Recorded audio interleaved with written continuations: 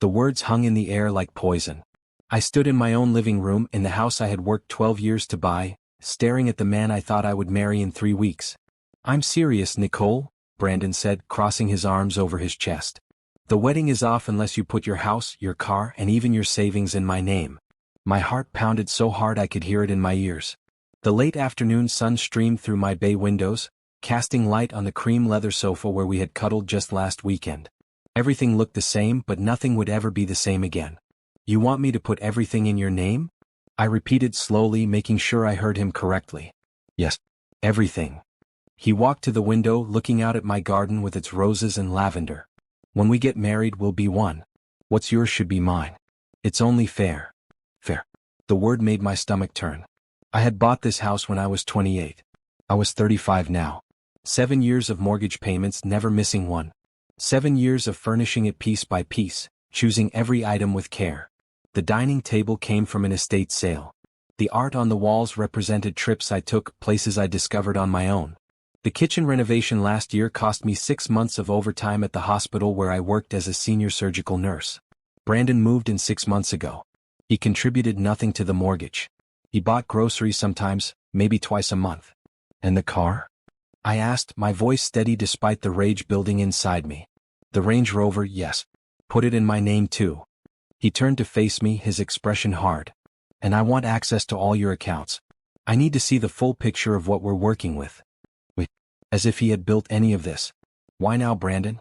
Why 3 weeks before the wedding?" He sighed like I was being difficult. "Because I need to know you trust me. My boys have been asking questions. They want to know why my woman has everything in her name like she doesn't trust her man. It makes me look weak." His boys.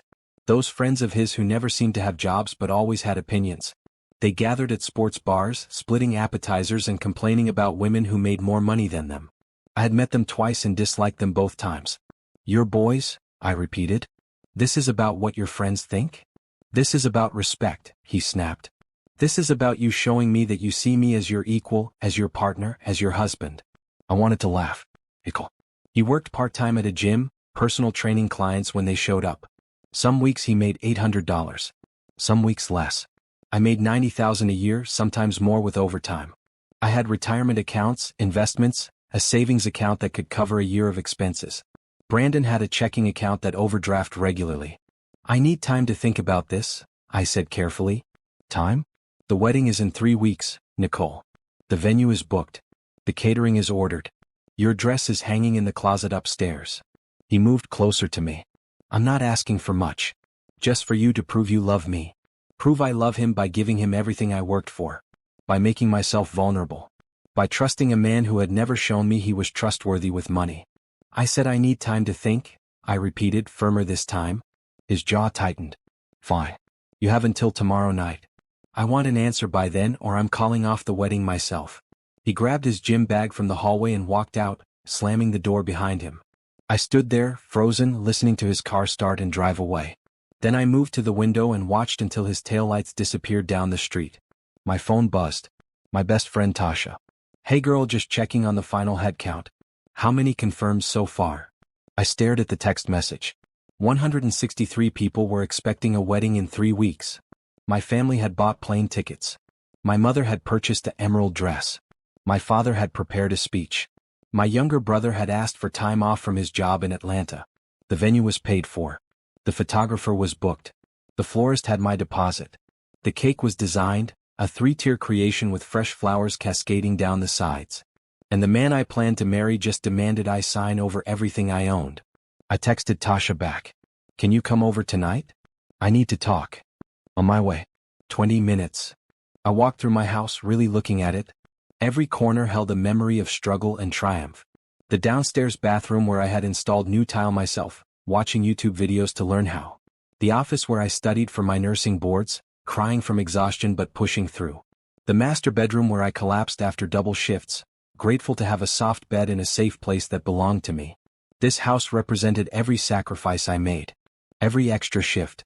Every time I said no to vacation so I could save more. Every time I brought lunch from home instead of buying it. Every careful budget, every smart decision, every moment of discipline. Brandon wanted me to hand it all over because his friends thought it made him look weak. I walked to my safe, hidden in the back of my closet. Inside were my important documents. The deed to my house. The title to my car. My birth certificate, my nursing license, my investment statements. Everything that proved who I was and what I had built. I thought about Brandon's proposal last year. We were at a beach in Mexico and he got down on one knee at sunset. It felt romantic then. He promised to love me forever, to build a life together, to be my partner. But partners don't demand. Partners don't issue ultimatums. Partners don't make threats 3 weeks before a wedding. I heard Tasha's car pull up outside. She had a key, so I heard her let herself in. "Nicole? Where you at?" "Upstairs," I called. She came up, still in her blue scrubs from her shift at the clinic. Tasha and I had been friends since nursing school, 15 years of friendship that survived everything. She took one look at my face and her expression changed. "What did he do?" I told her everything. The ultimatum, the timeline, the threat to cancel the wedding. Tasha sat on my bed, shaking her head. "He's out of his mind. His boys think I should have everything in his name." "His boys are broke and bitter," Tasha said flatly. "They see a successful woman and can't handle it. And Brandon is too weak to stand up to them. He gave me until tomorrow night to decide." "And what are you going to decide?" I looked at my best friend, this woman who knew me better than almost anyone. "I'm going to make him think I'm considering it." Tasha's eyes widened. "And then?" "And then I'm going to show him exactly what happens when you try to manipulate me." She grinned slowly. "Tell me everything." We talked until midnight, planning every detail. By the time Tasha left, I knew exactly what I needed to do. I barely slept that night, my mind racing through possibilities and consequences. The next morning, I called into work and took a personal day. I had things to arrange and they couldn't wait. Brandon texted me at noon. "Have you thought about what I said?" I responded, still thinking. "This is a big decision." "Not that big. People who love each other share everything." I didn't respond to that. Let him think I was conflicted. Let him think he was winning. Instead, I made a list. A long list of everything I needed to do in the next 72 hours. By tomorrow night, Brandon would have his answer. Just not the answer he expected. I sat in my home office Tuesday morning, my laptop open, coffee going cold beside me. I had always been good at research. Nursing school taught me to gather information, analyze data, and make informed decisions. Now I was applying those same skills to the man I almost married. Brandon Torres. 33 years old.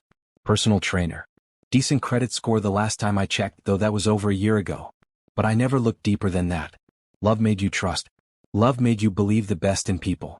Love made you stupid. Not anymore. I started with social media, scrolling back through his posts from before we met. Pictures at clubs, at bars, always surrounded by the same group of guys. His boys. I recognized them from the 2 times I met them. Jerome with the gold chains. Patrick, who always had a comment about what women should and shouldn't do. And Kevin, who once told me I was too independent for my own good. These were the men whose opinions mattered so much that Brandon was willing to destroy our relationship over them. I kept scrolling. 3 years ago, there were pictures with a woman named Shanice. Pretty, with long braids and a bright smile. They looked happy together in the photos. Beach trips, concerts, dinners. Then the photo stopped abruptly.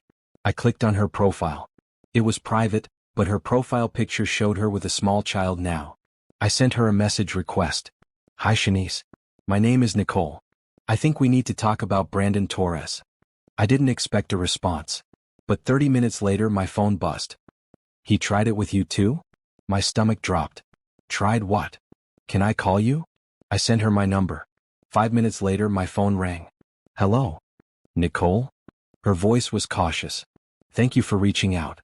When I saw your message I thought I should warn you." "Warn me about what?" Shanice took a breath. "Brandon and I dated for 2 years. Everything was good at first. He was charming, sweet, attentive. Then we started talking about marriage. That's when things changed." I sat up straighter. "Changed how?" "He started pressuring me to add him to my lease. I had an apartment in a nice building, good location, rent-controlled. He wanted his name on it. Said it would prove I was serious about us." My heart raced. "What happened?" I said no at first. But he kept pushing. He made me feel guilty, like I didn't trust him. His friends kept making comments about how I thought I was better than him. Finally, I agreed to think about it. And then I found out he had $20,000 in debt. Credit cards, personal loans, even money he owed to some shady people. He thought if his name was on my lease he could use it as collateral for more loans. He thought I would bail him out. I felt sick. How did you find out? His mail started coming to my place. I opened something that looked like a bill by accident. It was from a collections agency. I confronted him and he admitted everything. Said he needed help, said he would pay it back, said I was selfish for not wanting to help my man. What did you do? I broke up with him the next day. Changed my locks. Told him to lose my number. I closed my eyes. He's doing the same thing to me. Different angle, same goal. I'm so sorry, Shanice said. But I'm glad I could warn you. He's good at making women feel like they're the problem. Like we're not supportive enough or loving enough. But really, he's just looking for someone to finance his lifestyle. We talked for another 20 minutes. She told me about his spending habits, how he always had an excuse for why he couldn't contribute equally. How he would buy expensive sneakers but claim he couldn't afford to split utilities. How his friends enabled his behavior, telling him he deserved to be taken care of. After we hung up, I sat in silence processing everything. I had ignored signs. Small things that didn't seem important at the time. How Brandon never offered to pay for major repairs on the house. How he bristled when I mentioned my retirement accounts. How he changed the subject when I talked about investments. I opened my banking app and checked my accounts. Everything was still secure, still in my name only. I had never given him access, despite his occasional hints that it would be easier if he could see the full picture of our finances. Our finances. There was no R. There was my money, carefully saved and invested, and his occasional contributions that never amounted to much. I pulled up my credit report next. Clean as always. No suspicious activity, no new accounts. He hadn't tried to steal my identity, at least not yet. Then I did something I should have done a year ago. I ran a proper background check. Nothing criminal came up, but the financial picture was clear. Brandon had debt. Lots of it. And most of it was recent, accumulated after we met. He was living beyond his means, trying to keep up an image. The nice gym clothes. The occasional expensive dinner where he insisted on paying, probably putting it on a credit card. The gifts he bought me for birthdays and holidays, never extravagant but always just a bit more than he could afford. He was drowning and he thought marrying me would be his life raft. My phone rang. Brandon. I let it ring 3 times before answering. Hey. Hey baby. How's your day going? Good. Just relaxing at home. That's good. You been thinking about what we talked about? I have. I kept my voice neutral, giving nothing away. And? It's a lot to consider, Brandon. This is my whole life we're talking about. Our whole life, he corrected. Once we're married, it's our life. Right. Our life. So what are you thinking? Are you going to do it? I need a little more time. Can we talk tonight? I want to go through everything carefully. I heard frustration in his voice. Nicole, you're overthinking this. People who are about to get married combine their assets. It's normal. I know. I just want to make sure I do it right. There's paperwork involved, legal stuff. I want to talk to someone who knows about these things. Talk to who? You better not be asking your friends. They don't understand our relationship. I'm thinking about talking to a lawyer. Just to make sure everything is done properly. Silence. Then, a lawyer? Why would you need a lawyer? Because if I'm putting everything in your name, I want to make sure it's done legally. Don't you want that too? More silence. I mean, yeah, of course. I just didn't think we needed all that. We trust each other. Exactly. So doing it the right way shouldn't be a problem. Right. Yeah. Okay. So when are you going to do all this? I'll call someone today. Maybe we can have an answer by the end of the week. The end of the week? Nicole, the wedding is in 3 weeks. I know. But this is important. I want to do it right. He sighed heavily. Fine. But I need an answer soon. This is stressing me out. Stressing him out. As if he was the one being asked to give up everything. I understand. I'll handle it as quickly as I can. After we hung up, I smiled for the first time all day.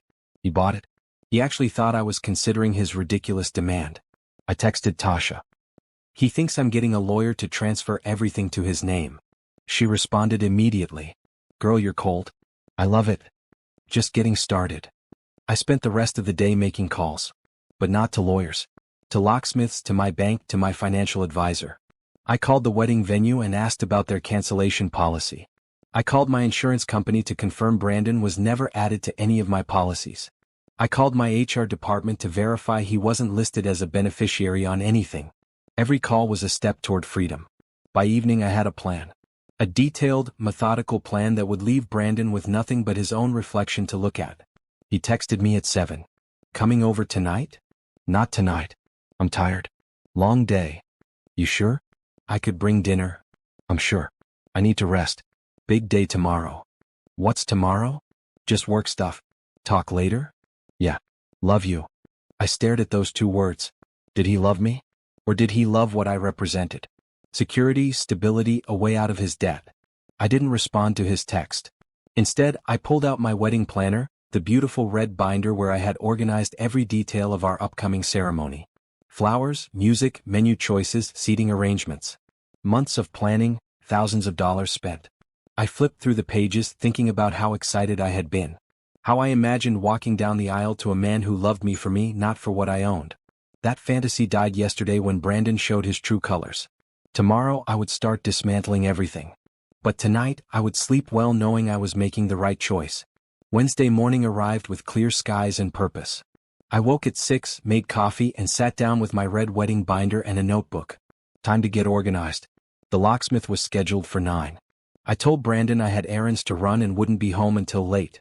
He didn't question it, probably thinking I was meeting with a lawyer like I suggested. Perfect. At 8:30, Tasha arrived with bagels and determination. Ready to do this? She asked, setting breakfast on my kitchen counter. More ready than I've ever been. The locksmith arrived exactly at 9. Professional, efficient, no questions asked. I had him change all the locks, front door and back. New keys, new deadbolts, everything. I kept one set for myself and gave the spare to Tasha. What about his stuff? Tasha asked, watching the locksmith work. That's next on the list. Brandon didn't have much at my house. Some clothes in the closet, toiletries in the bathroom, his gaming system in the living room. Everything fit in 4 boxes. I packed them carefully, not out of sentimentality but because I wanted no excuse for him to claim I damaged his belongings. The boxes went into my garage, stacked neatly by the door. When the time came he could collect them from outside. He would not be entering my house again. Next I called my bank. Hi, I need to verify that there are no authorized users on any of my accounts. The representative checked. No, Ms. Nicole. Your accounts only have your name. Perfect. And I want to set up a verbal password. If anyone calls claiming to be me or asking about my accounts, they need this password.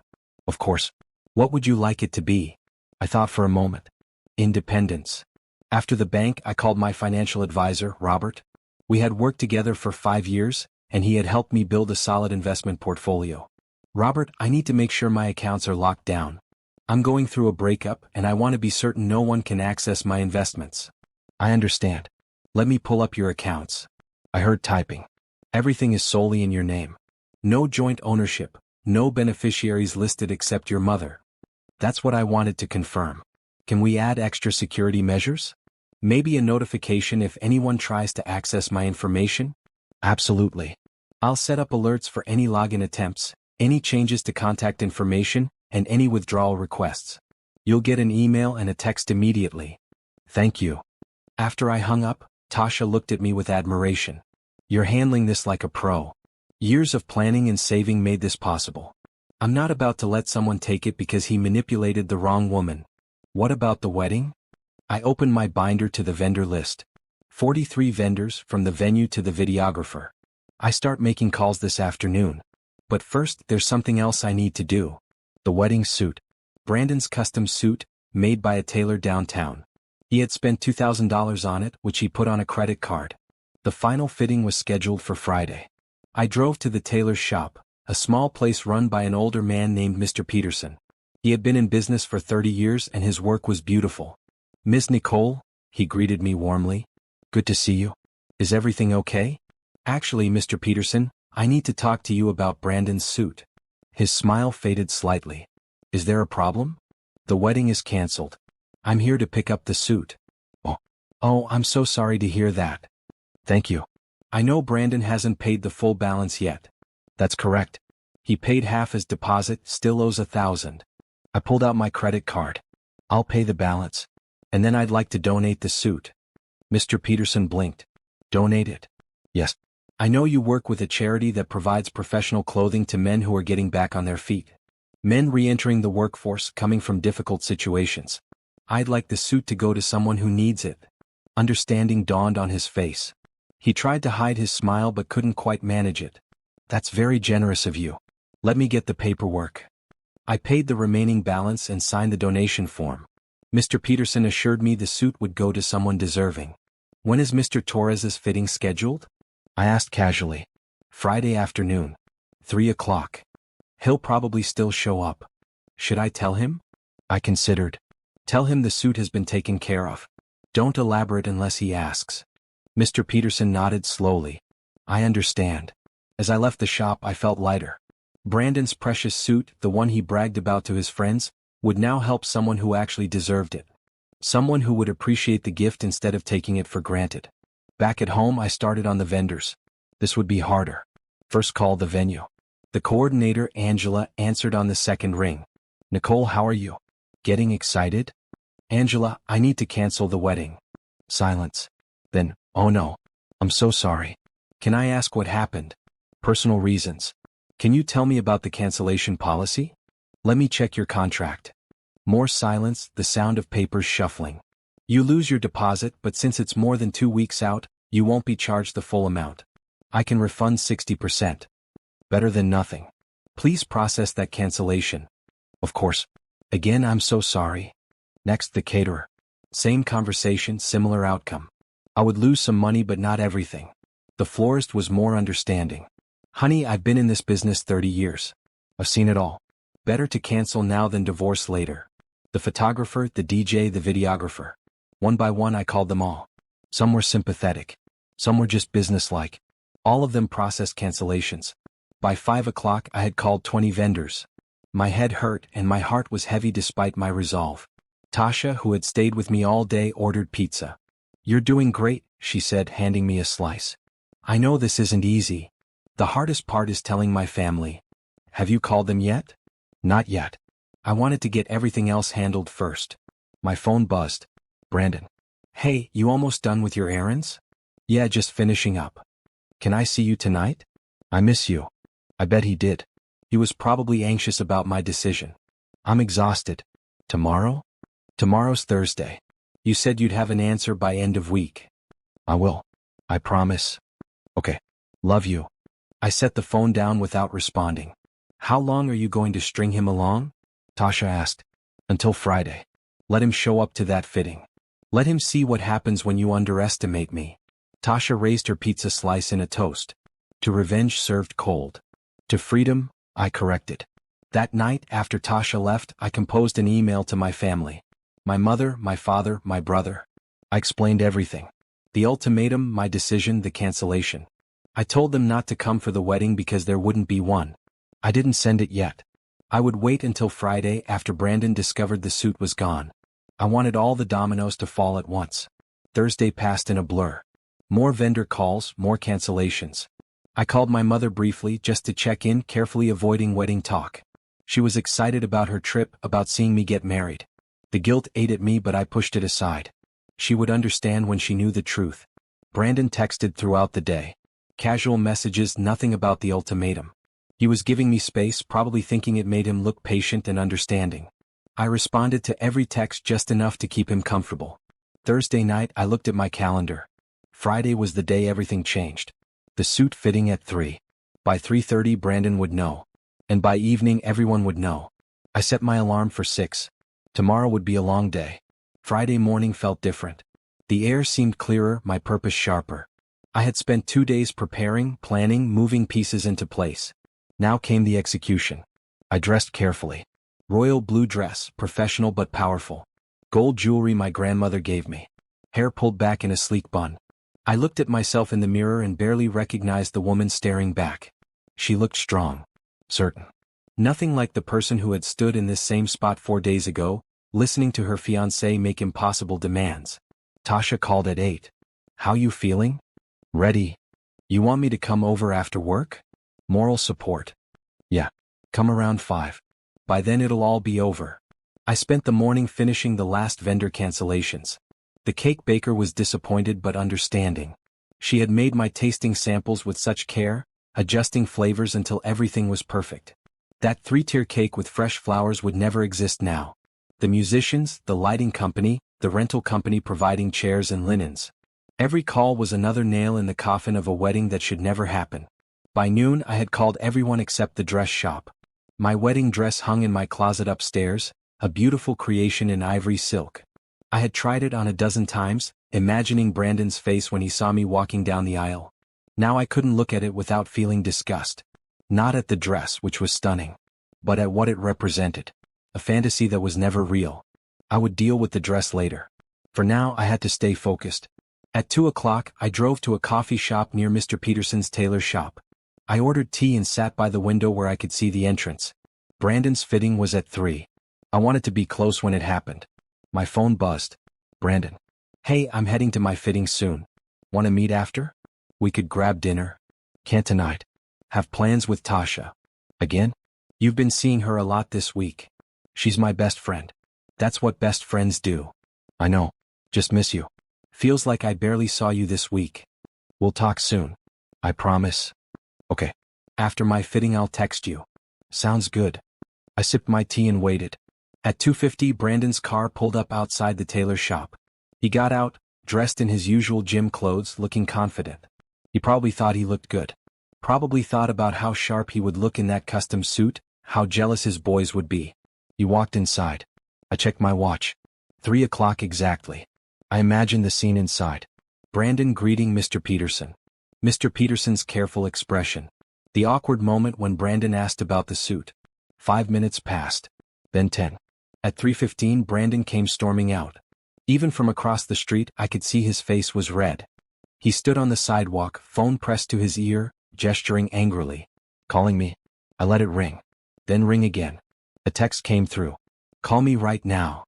I waited 2 more minutes, then called back. What's wrong? What's wrong? What's wrong? My suit is gone, Nicole. The tailor said it was donated. Donated? To some charity. Oh. Oh? That's all you have to say? Did you do this? I paid off your balance. You owed $1,000, Brandon. I figured I'd take care of it. Take care of it? You gave away my suit. Actually, I donated it. To men who are re-entering the workforce. Men who need professional clothing for job interviews. Men who would appreciate a $2,000 custom suit instead of demanding their girlfriend sign over her entire life. Silence. Long, heavy silence. You did this on purpose. Yes. Because I asked you to prove you love me? Because you tried to manipulate me into giving you everything I worked for. Because you issued an ultimatum instead of having an honest conversation. Because you let your friends dictate our relationship. Take your pick. Nicole, this is crazy. You're being crazy. No, Brandon. I'm being smart. Maybe for the first time since I met you. So what, the wedding is off? You're canceling everything because of a suit? The suit is symbolic. And yes, the wedding is off. I've spent the last 3 days canceling vendors, changing locks, and securing my assets. Everything you tried to take is still mine. Everything you thought you'd control is locked down. You changed the locks? Your belongings are in boxes in the garage. You can pick them up this weekend. I'll leave them by the back gate. You can't do this. I already did. And Brandon? That conversation you had with Shanice? She told me everything. About your debt, about how you tried the same thing with her. About how this is your pattern. Another long silence. When he spoke again, his voice was different. Cole, you talked to Shanice? You went behind my back. I did research. Due diligence. Something I should have done before I agreed to marry you. This is messed up, Nicole. This is really messed up. You led me on all week, making me think you were considering it. You gave me an ultimatum. I gave you false hope. Seems fair to me. Fair? You want to talk about fair? After everything I've done for you? I almost laughed. What exactly have you done for me, Brandon? Please enlighten me. I loved you. I supported you. You moved into my house and paid minimal rent. You ate my food, drove my car when yours broke down, and contributed nothing to this relationship except stress. That's not true. It is true. And deep down, you know it. You thought marrying me would solve your financial problems. You thought you could pressure me into giving you access to everything I built. But I'm not Shanice. I'm not whoever else you tried this with. I'm Nicole, and I worked too hard to let anyone take what's mine. You're going to regret this. The only thing I regret is wasting a year with you. I hung up. My hands were shaking, but not from fear. From adrenaline, from relief, from the pure satisfaction of standing up for myself. I watched from the coffee shop as Brandon got back in his car and drove away, tires squealing. My phone rang immediately. I declined the call. He called again. Declined again. Text messages started flooding in. You can't do this to me. Everyone will know you're crazy. My boys are going to hear about this. Good luck finding someone else. You'll be alone forever. I blocked his number. Then I sent the email to my family. The one I had written 2 days ago explaining everything. I hit send and waited. 3 minutes later my mother called. Baby, I just read your email. Mama, I'm sorry. I know you were excited about the wedding. Excited? Nicole, I'm proud of you. That surprised me. You are. Of course I am. You protected yourself. You saw who he really was and you got out. That takes courage. I feel like I wasted everyone's time. Better to waste time than waste your life on the wrong person. Your father and I will cancel our flights. Don't you worry about any of that. You focus on you. Tears pricked my eyes. Thank you, Mama. You did the right thing, baby. Don't doubt that for a second. After we hung up, my brother called. Then my father. Both supportive, both angry on my behalf. My father especially wanted to have words with Brandon, but I told him it wasn't necessary. Brandon was out of my life now. That was punishment enough. By 4 o'clock, I had talked to a dozen family members. Word spread fast. The consensus was unanimous. I did the right thing. At 5, Tasha arrived with wine and Chinese food. So, how do you feel? I thought about it. Lighter. Like I can breathe again. Good. Because you're a queen, and queens don't give their kingdoms to jesters. We ate dinner and talked about everything except Brandon. My future, my plans, my relief.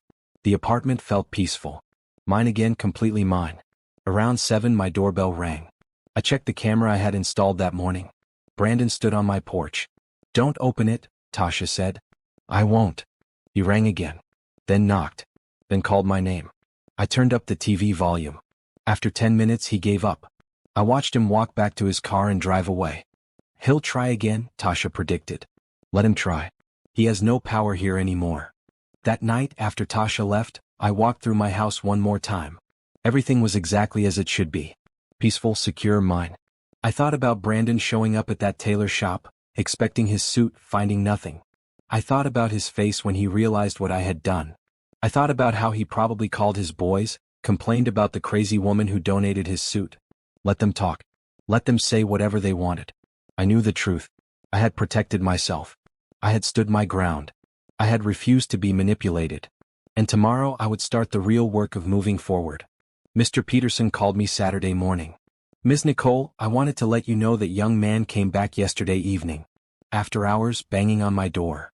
I'm sorry he bothered you. No bother. I didn't answer. But I thought you should know. Thank you for telling me. And thank you for handling everything so professionally. My pleasure. That suit went to a young man named Christopher. He's starting a new job Monday after being in a program for the past year. He cried when I gave it to him. My throat tightened. That makes me happy. Really happy. You did a good thing. After we hung up, I thought about Christopher. A complete stranger who would wear that suit to his new job, getting a fresh start. That suit would change his life in a small but meaningful way. Meanwhile, Brandon lost something he never deserved in the first place. Perfect symmetry. The weekend passed quietly. Saturday, I sorted through Brandon's boxes one last time, making sure I hadn't accidentally packed anything of mine. Everything was his. Clothes, shoes, his gaming system, some books, toiletries. I texted him from a new app that lets you send messages without revealing your real number. Your belongings are by the back gate. Pick them up by Sunday evening or they go to donation. No response. But Sunday morning while I was at church with my mother, the boxes disappeared. I checked my security camera footage later. Brandon showed up with Jerome and Patrick, his 2 boys. They loaded the boxes into Jerome's truck. Brandon stood in my driveway staring at the house. This is messed up, man, I heard Jerome say on the audio. She really did you dirty. I know, Brandon replied.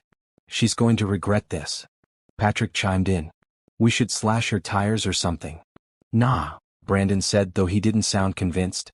Let's just get out of here. They left, and I made a note to be extra careful about my security.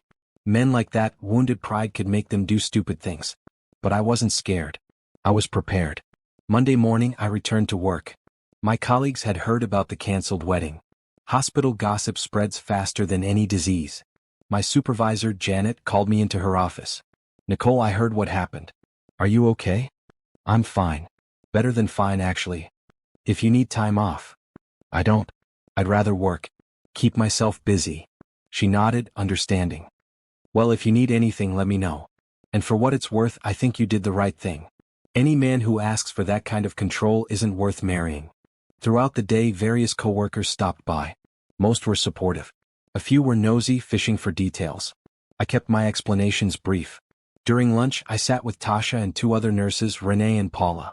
So what are you going to do now? Renee asked. Dating apps?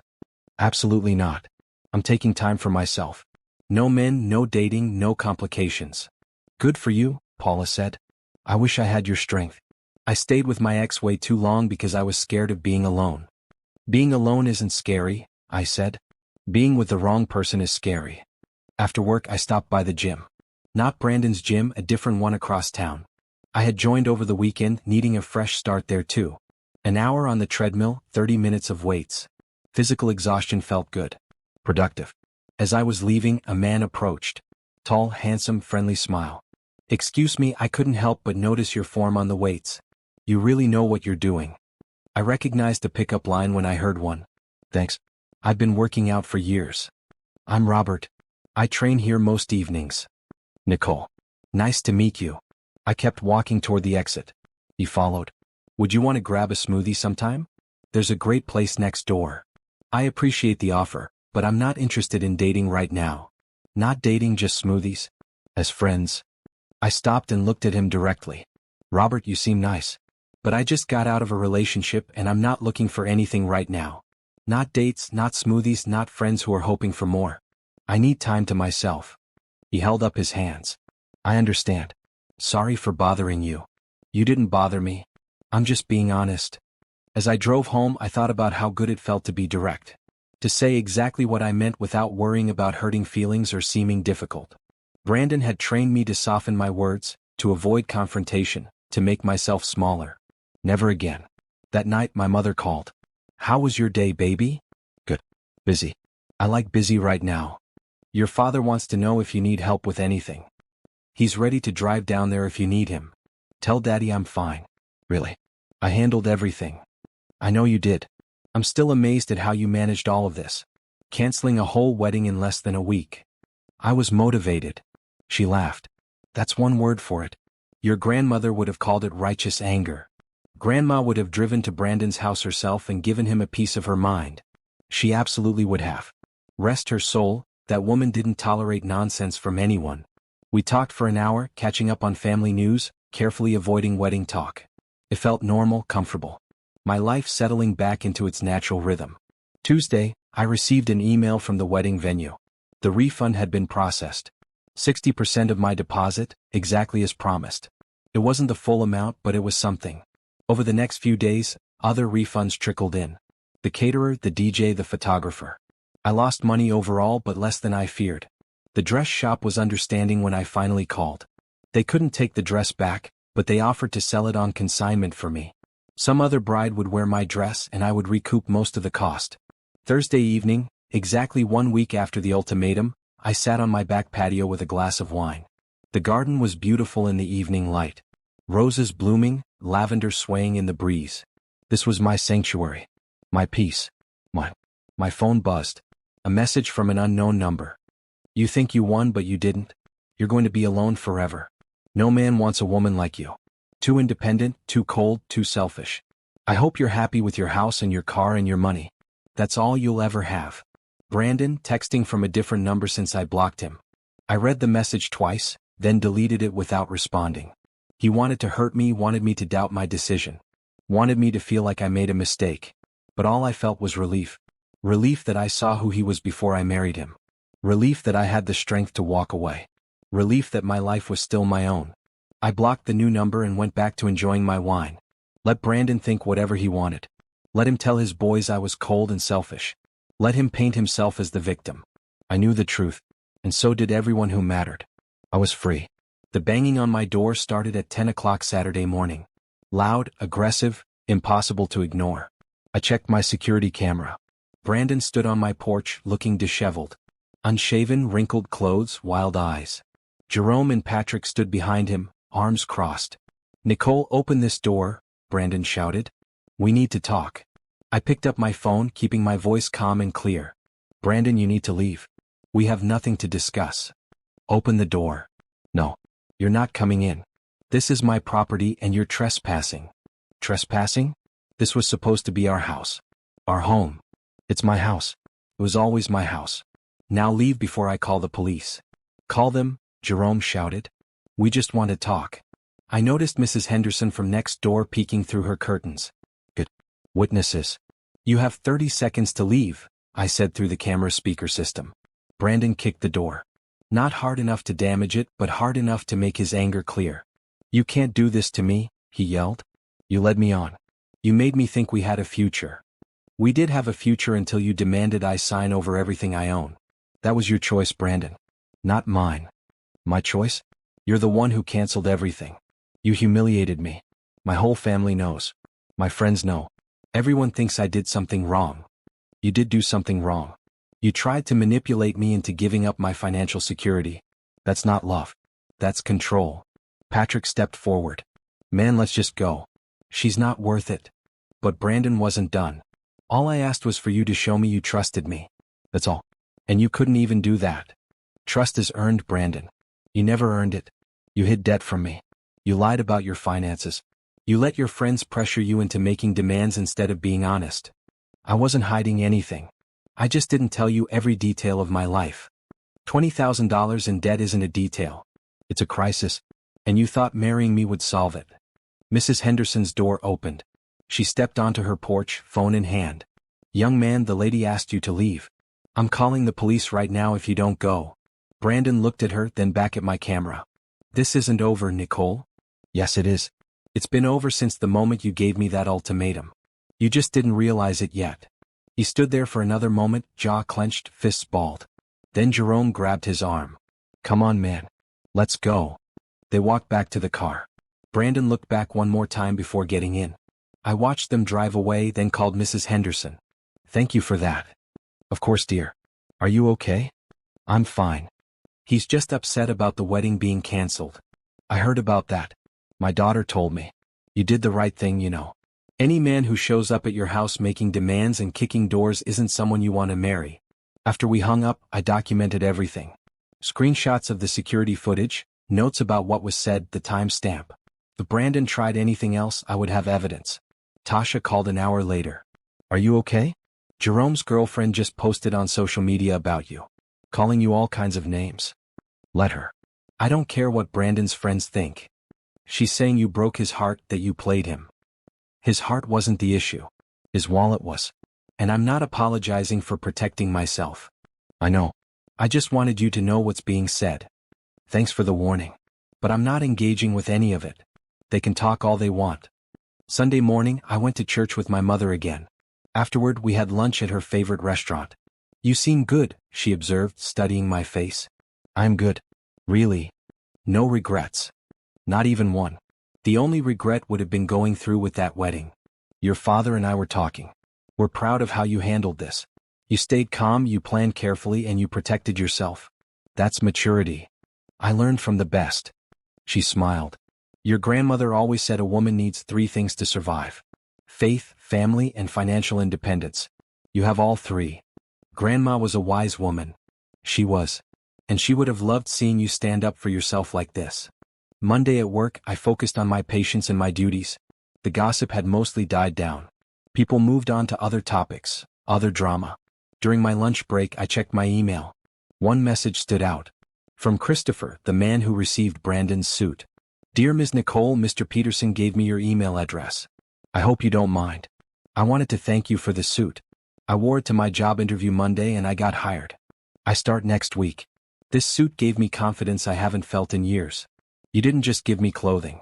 You gave me hope. Thank you." I read the email 3 times, tears streaming down my face. This was what mattered. Not Brandon's anger or his friends' social media posts, but the fact that something good came from all of this. I wrote back, "Christopher, congratulations on your new job. I'm so happy the suit helped. You earned that position through your own merit. The suit just helped you feel like the capable person you already were. Best wishes for your future. That evening I treated myself to a nice dinner. Grilled salmon, roasted vegetables, a glass of good wine. I ate slowly, savoring every bite, enjoying the quiet of my own home. My phone rang. Unknown number. I answered cautiously. Hello? Is this Nicole? A woman's voice. Who's calling? This is Brandon's mother, Patricia. I think we need to talk. I considered hanging up. But curiosity won out. What do you want to talk about? My son is devastated. He loved you. He was planning a life with you. And you threw it all away over money? That's not what happened. He told me everything. How he asked you to combine assets and you refused. How you humiliated him by donating his suit. How you turned his friends against him. Mrs. Patricia, with respect, Brandon didn't tell you everything. He left out the part where he demanded I put my house, my car, and all my savings in his name. He left out the ultimatum. He left out the fact that he's $20,000 in debt and thought marrying me would solve his problems. Silence. Then, he has debt. You didn't know? No. He never mentioned debt. That's because he's been hiding it. From you, from me, probably from everyone. He tried the same thing with his last girlfriend. This is a pattern. More silence. I don't know what to say. You don't have to say anything. But maybe you should have a real conversation with your son about his choices. About why he thinks he's entitled to someone else's hard work. I didn't raise him to be like that. Then he learned it somewhere else. From his friends, maybe. From a culture that tells men they should control their partner's finances. I don't know. But I'm not the villain here, Mrs. Patricia. I'm just a woman who refused to be taken advantage of. We talked for another 20 minutes. By the end, her tone had changed. She apologized for calling me. She said she would talk to Brandon.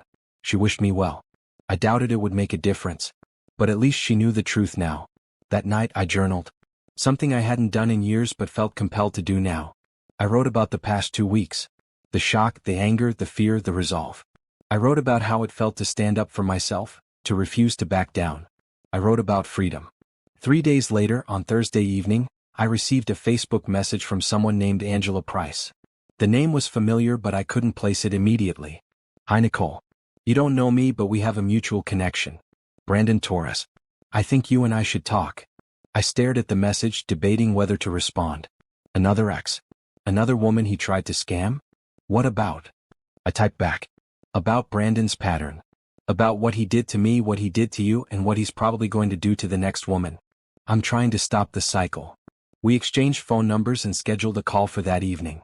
Angela called at 8 o'clock sharp. Her voice was warm but tired. Thank you for talking to me. I know this is weird. It is weird, I admitted. But I'm listening. I dated Brandon 3 years ago.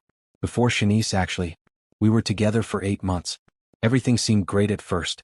He was charming, attentive, seemed genuinely interested in building something real. Let me guess. Then he started asking for money? Worse. He proposed. We got engaged. Started planning a wedding. And 2 months before we were supposed to get married, he told me he needed me to add him to my business. Your business? I own a small marketing firm. Nothing huge but it's successful. Brandon said that as my husband he should be a partner. He wanted 50% ownership. My jaw dropped. 50% of a business he had nothing to do with? Exactly. He said it wasn't about the money. It was about us being a team. About me showing him respect. The same language he probably used with you. Pretty much word for word. I said no, obviously. And he lost it. Started telling me I didn't really love him. That I was selfish. That his friends were right about me being too independent. When I still refused, he called off the wedding himself. He called it off? Yeah. Made himself the victim. Told everyone I was a heartless businesswoman who cared more about money than love. His family believed him. Some of our mutual friends believed him. It took months to recover from that. Why are you telling me this now? Because I saw the wedding venue post. They shared a cancellation notice on their public page. They do that sometimes. I recognized Brandon's name and did some digging. Found out you canceled the wedding. I figured he tried the same thing with you. He did. Demanded I put my house, car, and savings in his name. And you said no. Good for you. I didn't just say no. I canceled everything, changed my locks, and donated his wedding suit. Angela laughed. Actually laughed. Oh my God, that's perfect. I wish I had thought of something like that. It felt good. Really good. I bet. Listen, the reason I wanted to talk to you is because I want to expose him. I want other women to know what he does. I've started a blog documenting financial abuse in relationships. Would you be willing to share your story? Anonymously, of course. I thought about it. Part of me wanted to move on, forget Brandon existed. But another part wanted to warn other women. Wanted to make sure no one else fell for his manipulation. Let me think about it. Can I get back to you? Of course. Take your time. We talked for another hour. She told me about 2 other women she had found, women who dated Brandon after her but before Shanice. Same pattern every time. Get engaged, make financial demands, paint himself as the victim when they refused. 4 women. 4 times he tried this. And probably more we didn't know about. The next day at work I couldn't focus. I kept thinking about Angela's blog, about sharing my story, about whether it was worth the potential drama. During lunch I talked to Tasha. What do you think? Should I do it? Will it help you heal? I don't know. Maybe. But more than that, it might help someone else avoid what we went through. Then do it. But be careful. Keep it anonymous. Don't give details that could identify you specifically. That evening I wrote my story. Not all the details, but enough. The ultimatum, the cancellation, the suit donation. The relief of walking away. The freedom of choosing myself. I sent it to Angela. She posted it 2 days later, Sunday morning. By Sunday evening the blog post had hundreds of views. By Monday over 1,000. Comments poured in from women sharing their own stories of financial manipulation. Partners who demanded access to accounts. Fiancés who wanted their names on property. Husbands who controlled every dollar. The common thread was clear. This wasn't about love. It was about control. Tuesday morning, Renee from work pulled me aside. Nicole, did you see this blog post going around? About a guy who keeps trying to scam women out of their assets. My heart stopped. No. What blog post? She showed me her phone. Angela's blog, my story, now viral on social media. This sounds exactly like what happened to you, Renee said. The ultimatum, the cancelled wedding, even the suit donation. That is what you did, right? Yeah, I admitted. That's my story. Did you write this? I did. Anonymously. Good. Because women need to know about men like this. My cousin went through something similar. Her boyfriend convinced her to add him to her lease, then stopped paying his share. She couldn't evict him because his name was on the lease. It took her a year to get him out. Throughout the day, 3 more coworkers mentioned the blog post. It was spreading faster than I anticipated. That evening Angela called. Nicole, I hope you're okay with this. The story blew up. We're getting thousands of views, hundreds of shares. I saw. It's bigger than I expected. Are you upset? No. Surprised but not upset. If it helps even one woman avoid what we went through, it's worth it. I've been contacted by a local news station. They want to do a segment on financial abuse in relationships. They want to interview women who have experienced it. Would you be interested? I don't know. That's pretty public. Think about it. No pressure. But your story is powerful. It shows that standing up for yourself is possible. I promised to consider it, but I wasn't sure. Going on TV meant exposure. It meant Brandon would definitely know if he didn't already. It meant potential backlash. But it also meant visibility for an important issue. Wednesday evening my mother called. Baby, I saw that blog post. The one about the man who keeps scamming women. You saw that. It's all over Facebook. Everyone's sharing it. That's your story, isn't it? Yes, Mama. I wrote it anonymously, but yes. I'm proud of you. So proud. You're helping other women see the warning signs. You're not worried about Brandon finding out? Let him find out. What's he going to do? Sue you for telling the truth. She had a point. Thursday morning, I woke up to 17 missed calls and twice as many text messages. Not from Brandon, but from women I didn't know. Women who found my number somehow, women who wanted advice, women who shared their own stories. I read every message. Some made me cry. Some made me angry. All of them reminded me why sharing my story mattered. One message stood out. From a woman named Claire. I saw your story online. I'm engaged to a man who just asked me to add him to my house title. We're getting married in 2 months. After reading your story, I realize he's been using the same tactics. Making me feel guilty for not trusting him. Telling me his friends think I'm selfish. I was going to say yes. But now I'm going to say no. Thank you for sharing. You might have just saved my life. I read that message 10 times. This was why it mattered. I called Angela back. I'll do the interview. If it helps even one more woman, it's worth the risk. The interview aired 2 weeks later on a Tuesday evening. I sat in my living room with Tasha and my mother watching myself on television. The producer had done a good job. They used soft lighting and kept my face partially obscured to maintain some anonymity. They called me Nicole S. and didn't show my full name or any identifying details about where I lived or worked. But anyone who knew me would recognize my voice, my mannerisms. I talked about the ultimatum, about realizing Brandon's true intentions, about the difficult decision to cancel a wedding 3 weeks before it happened. I talked about financial abuse, about how it starts with small requests that escalate into demands. The segment included 2 other women. One was Angela. The other was a financial advisor who specialized in helping women protect their assets. Financial abuse often begins with romantic gestures, the advisor explained. A partner who wants to manage your money for you, who insists on joint accounts, who makes you feel guilty for having financial independence. These are red flags. The interviewer asked me directly, what would you say to women who are facing similar situations? Trust your instincts. If something feels wrong, it probably is. Your financial security isn't something you owe anyone, not even someone you love. Real love doesn't come with ultimatums. After the segment ended, my phone exploded. Text messages, calls, social media notifications. Most were supportive. Some were critical. One message from a man read, "Women like you are why men don't want to get married anymore. You're selfish and materialistic." I blocked him immediately. Another message from a woman said, "Thank you for speaking up. My boyfriend has been pressuring me to combine our bank accounts. After hearing your story, I told him no. He got angry and broke up with me. You helped me see I dodged a bullet." More stories like that came in over the next few days. Women who recognized their own situations in my story.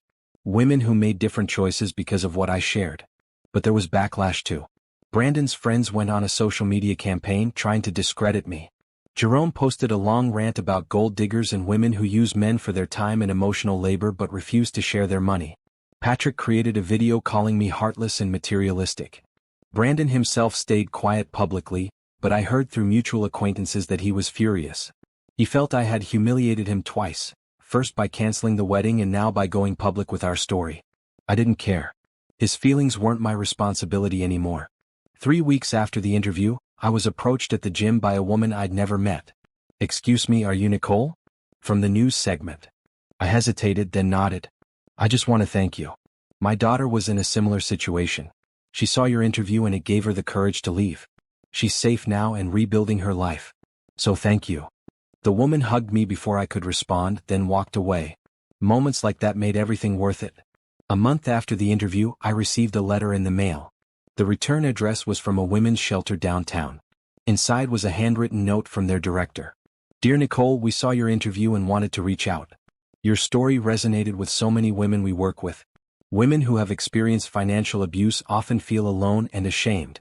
Hearing you speak so openly about your experience helps them realize they're not alone. We would love to invite you to speak at one of our support groups if you're interested. No pressure, but we wanted to extend the invitation." I called them the next day and scheduled a talk for the following month.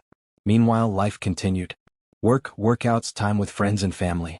I started taking a pottery class on Thursday evenings, something I always wanted to try but never made time for. The feel of clay between my fingers was meditative, calming. I reconnected with old friends I had neglected during my relationship with Brandon. College roommates, childhood friends, people who knew me before I became someone's girlfriend. "You seem happier," my friend Keisha observed one evening over dinner. "Lighter." "I am happier. I feel like myself again." "You lost yourself with him?" "Not completely. But I definitely compromised parts of who I was. I made myself smaller to make him feel bigger. Never do that again." "I won't. I promise." 2 months after the canceled wedding, I took a solo trip to New Orleans. Something I planned before meeting Brandon but never did because he wanted to go to different places. I walked through the French Quarter, ate beignets at Café du Monde, listened to jazz on Frenchmen Street. I felt free in a way I hadn't felt in years. On my last night there, I sat by the Mississippi River watching the sunset. A couple walked past me holding hands, laughing together. I didn't feel jealous or sad. I felt content. Maybe someday I would find that again. Real partnership, genuine love, mutual respect. But if I didn't, that was okay too. I was complete on my own. When I returned home, there was a package waiting on my porch. No return address, but my name was written in neat handwriting. Inside was a journal, leather-bound and beautiful. A note tucked inside read, "For your continued journey, may you always choose yourself first. With gratitude, Christopher." The man who received Brandon's suit. I smiled, touched by the gesture. That evening, I wrote in the journal for the first time. Today I realized I don't miss Brandon. I don't miss what we had because what we had wasn't real. It was based on his hidden agenda and my naive trust. What I have now is real. Freedom. Myself. 3 months post-cancellation, I spoke at the women's shelter. 20 women attended, ranging in age from early 20s to late 50s. They all had different stories but the same underlying theme. Men who controlled their money, limited their access to resources, made them feel dependent and helpless. I shared my story, answered questions, offered encouragement. The hardest part was accepting that I was being manipulated. I told them. I thought love meant compromise. I thought partnership meant sacrifice. But there's a difference between healthy compromise and losing yourself. A woman in her 40s raised her hand. How did you find the strength to leave? I got angry. Really angry. And I channeled that anger into action. I made lists, I planned, I executed. I didn't give him time to talk me out of it or make me feel guilty. I just acted. What if we don't have the resources you had? What if we can't just walk away? That's what places like this are for. I gestured around the shelter. There are resources. There are people who want to help. It's scary and it's hard, but staying is harder. Staying means losing yourself completely. After the talk, several women approached me privately. They thanked me, shared their stories, asked for advice. I gave them my email address and told them to reach out anytime. Driving home that night, I felt purposeful. My pain had become something useful. My story was helping others. That was healing in its purest form. 6 months after canceling the wedding, I sat in my backyard on a Saturday afternoon, reading a book Tasha had recommended. The garden was in full bloom. My roses were particularly beautiful this year, deep red and vibrant pink, filling the air with sweetness. I had just finished a 12-hour shift at the hospital, but instead of feeling exhausted, I felt energized. Work gave me purpose, and coming home to my peaceful sanctuary gave me rest. My phone rang. My supervisor, Janet. "Nicole, I hope I'm not bothering you on your day off." "You're not. What's up?" "I wanted to let you know that the director of nursing position is opening up. Karen is retiring at the end of the year. I think you should apply." My heart jumped. Director of nursing. It was a position I had dreamed about but thought was years away. Really? You think I'm ready? I think you're more than ready. You're skilled, respected, and you have natural leadership abilities. Plus, your advocacy work with the women's shelter hasn't gone unnoticed. That shows character. I'll definitely apply. Thank you for thinking of me. After we hung up, I sat there stunned. 6 months ago, I was planning a wedding to a man who wanted to take everything from me. Now I was being encouraged to apply for my dream job. The universe had a sense of humor. That evening, I went to dinner with Tasha, my mother, and my brother who was visiting from Atlanta. "You're glowing," my brother observed. "Whatever you're doing, keep doing it." "I'm just living my life. Being myself." "It suits you," my mother added. "You look happier than I've seen you in years." "I'm happy. Really, genuinely happy." After dinner, as we were leaving the restaurant, a man held the door open for us. Tall, brown skin, genuine smile, wearing a green shirt. "Thank you," I said. "You're welcome. Have a good evening." Something in his voice made me glance back. He was looking at me too, still smiling. Tasha noticed. "He's cute." "I'm not interested." "I didn't say you had to be. I just said he's cute. And he was definitely checking you out." As we walked to the car, my brother teased me. "You know, eventually you might want to date again." "Maybe. But not now. I'm enjoying being on my own." "Fair enough. But when you're ready, make sure the next guy deserves you." Because Brandon sure didn't. A week later, I ran into the man from the restaurant again. This time at a bookstore. We were both in the fiction section, reaching for the same book. "Sorry," we said simultaneously, then laughed. "You have good taste," he said, gesturing to the book. "That author is excellent. One of my favorites. Have you read her other work?" "All of it. I'm a bit obsessed." We talked about books for 20 minutes. His name was Michael and he was a high school English teacher. He was funny, thoughtful, and easy to talk to. "Would you want to grab coffee sometime?" he asked. "To talk about books." "No pressure." I hesitated, then thought about what Janet said. About being ready for new opportunities, new possibilities. "Sure. Coffee sounds nice." We exchanged numbers. He texted me later that evening. "It was really nice meeting you, Nicole. Looking forward to coffee. Me too. But I didn't let myself get too excited. I had learned my lesson. Take things slow. Pay attention. Trust my instincts. The next 2 months passed in a comfortable rhythm. Work, pottery class, time with friends, occasional coffee dates with Michael. We took things slowly, getting to know each other without pressure or expectations. He never asked about my finances. Never hinted that he wanted anything from me except my time and conversation. When the check came at restaurants, he paid sometimes, I paid sometimes, we split it sometimes. Equal, easy, natural. You're different from most guys I've dated, I told him one evening over dinner. Different how? You don't seem to have an agenda. You're just yourself. He smiled. I am just myself. What you see is what you get. I'm a teacher who loves books and bad puns. I live in a modest apartment. I drive a 10-year-old car. I'm not rich or flashy. But I'm genuine. Genuine is good. Genuine is what I need. At work, I submitted my application for the director of nursing position. The interview process was intense, multiple rounds with various administrators. But I felt confident, prepared, ready. 3 weeks later, Janet called me into her office. Congratulations, Nicole. The position is yours if you want it. I sat down, overwhelmed. Really? Really? You impressed everyone. They loved your vision for the department, your leadership style, your commitment to both patient care and staff development. The job is yours. I started crying. Happy tears, grateful tears. Thank you. Thank you so much. You earned it. This is your achievement, Nicole.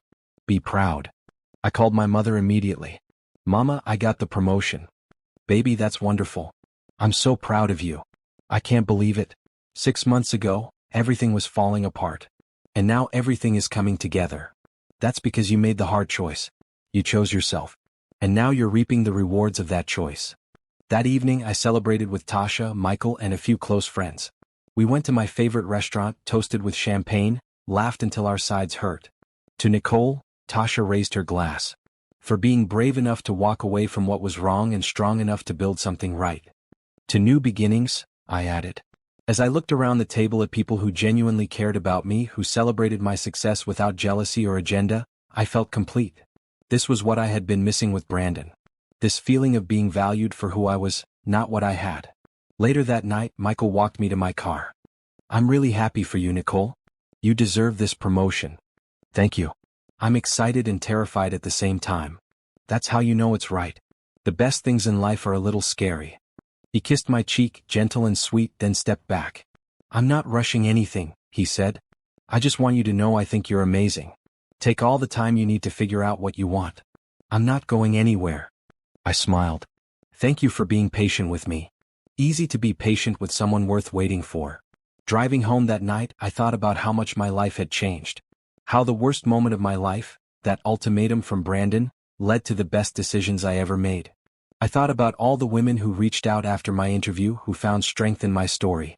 I thought about Christopher wearing his suit to job interviews, building a new life. I thought about myself standing in my living room 6 months ago, facing an impossible demand. I chose myself then. And I would keep choosing myself, every single day. The call came on a Tuesday morning, 8 months after I canceled the wedding.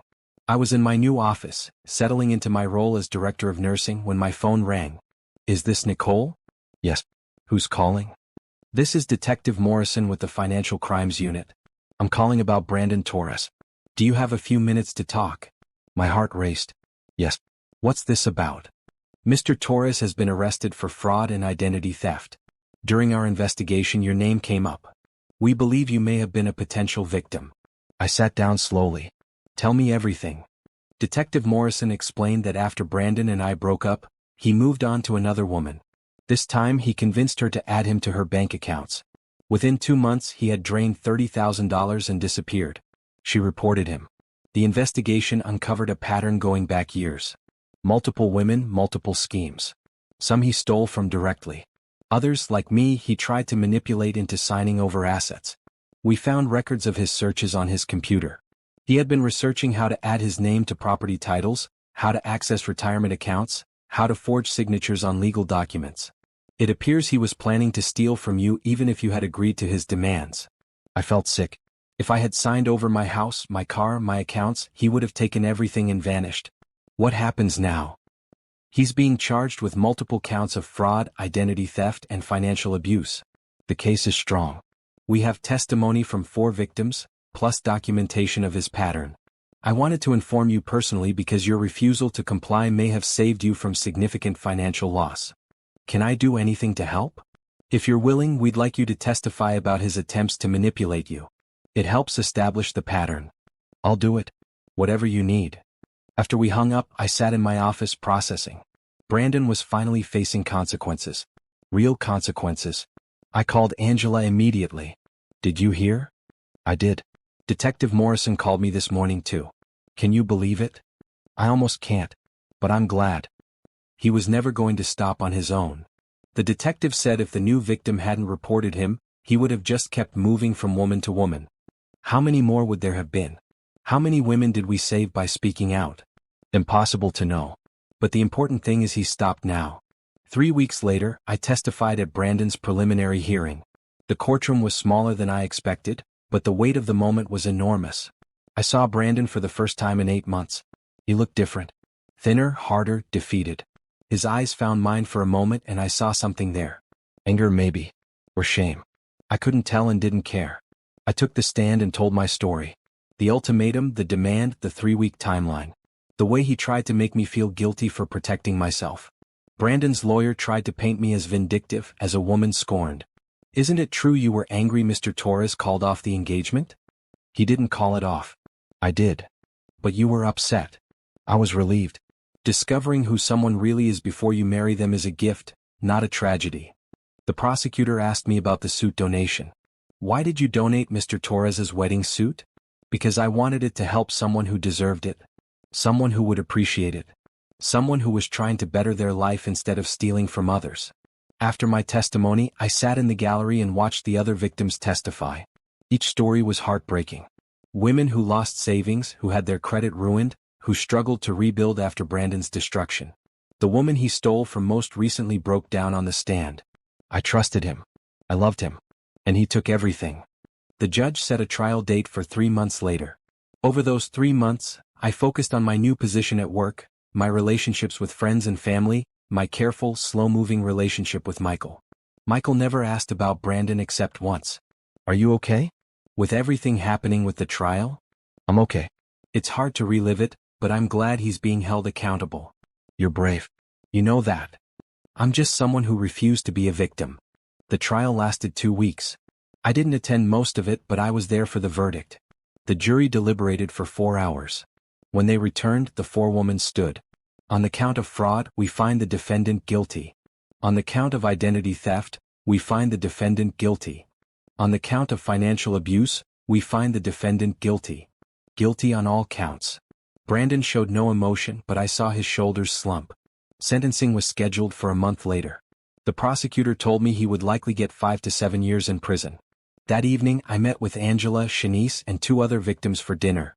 We toasted to justice, to healing, to the strength it took to speak our truth. We did this, Angela said. All of us together. We stopped him. And we'll help stop others like him, I added. By continuing to share our stories, by teaching women to recognize the signs. 2 months later, on a Saturday afternoon, I hosted a garden party at my house. Friends, family, co-workers.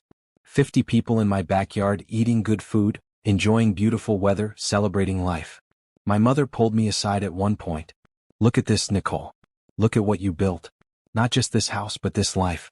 These relationships. This peace. I almost gave it all away. But you didn't. That's what matters. Michael found me later, standing by my rose bushes. Penny, for your thoughts? Just thinking about how different my life is now compared to a year ago. Better? So much better. I have my dream job. I have real friendships. I have a home that's truly mine. And I have possibility. Possibility? For whatever comes next. I'm not scared anymore. I'm not worried about making the wrong choice or trusting the wrong person. I learned to trust myself. He took my hand. For what it's worth, I'm glad you learned that lesson before you met me. I get to know the strong version of you. The real version of me. As the sun set over my garden, I looked around at all the people I loved, all the life I had built. I thought about Brandon sitting in a prison cell facing the consequences of his actions. I thought about all the women who would never be his victims because we spoke up. I thought about Christopher wearing that suit to work every day at his new job. I thought about Claire, the woman who canceled her wedding after reading my story. I thought about every life that changed because I refused to be silent. And I thought about myself. Nicole. Director of nursing. Homeowner. Friend. Daughter. Sister. Woman who chose herself when it mattered most. My phone buzzed. A text from Detective Morrison. Brandon was sentenced today. 7 years. Justice served. I showed the text to Tasha, who was standing nearby. It's really over, she said. No, I corrected. It's really beginning. That night, after everyone left and my house was quiet again, I sat on my back patio with a cup of tea. The garden was peaceful in the moonlight. Everything exactly as it should be. I opened Christopher's journal and wrote one final entry. Today I celebrated with people I love in a home I own. I am safe. I am free. I am whole. The man who tried to take everything from me is in prison. The women he hurt are healing. The women he never got to hurt are protected. And I am here, living the life I built with my own hands and my own strength. This is my happy ending. Not because I found someone to complete me, but because I learned I was already complete. The rest is just bonus. I closed the journal and looked up at the stars. Tomorrow I would go to work, continue building my career, keep making a difference. I would see Michael for dinner, no pressure, just possibility. I would call my mother, laugh with Tasha, water my roses. I would live my life. Fully, freely, joyfully. On my own terms. Always on my own terms.